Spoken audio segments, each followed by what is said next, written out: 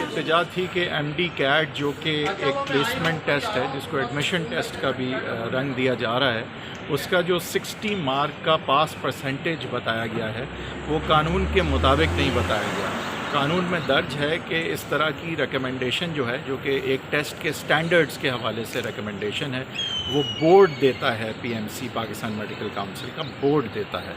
Council की तरफ वो रिकमेंडेशन जाती है और फिर काउंसिल जो है वो फ़ैसला करता है उस पर और अप्रूव करता है ऐसी रिकमेंडेशन को कि क्या स्टैंडर्ड, क्या पास परसेंटेज होनी चाहिए MD CAT यानी एंट्रेंस टेस्ट की।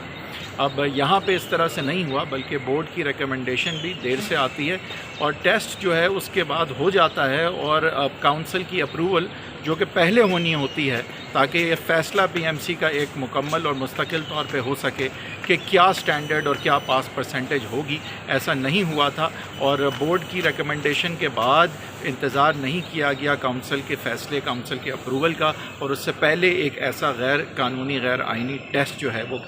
कर दिया गया। अब इस टेस्ट के नतीजे में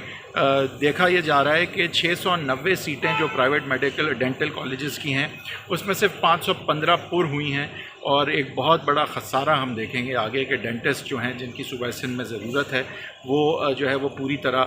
नहीं पूरी हो पाएगी वो रिक्वायरमेंट इस तरह से। और पिछले साल जो 26.5 मेरे ख़्याल से फ़ीसद पे भी सीटें पूरी की गई थी वो इस दफ़ा नहीं की जा रही, जिसकी वजह से स्टूडेंट्स भी सफ़र कर रहे हैं। डेंटल कॉलेजेस भी कह रहे हैं कि 5 स्टूडेंट्स पे तो अब फिर अपना वो प्रोग्राम नहीं चलाएंगे और अगर इतनी सीटें खाली जाएंगी तो फिर इस सूरत में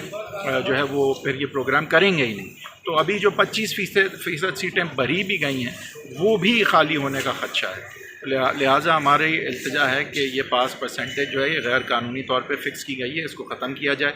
और बसूरत दीगर कम से कम पिछले साल की तरह वेटिंग लिस्ट पे ये सीटें पूरी की जाएं और पिछले साल का जो मेथड है उसको फिर अडॉप्ट किया जाए इन दी ऑल्टरनेटिव।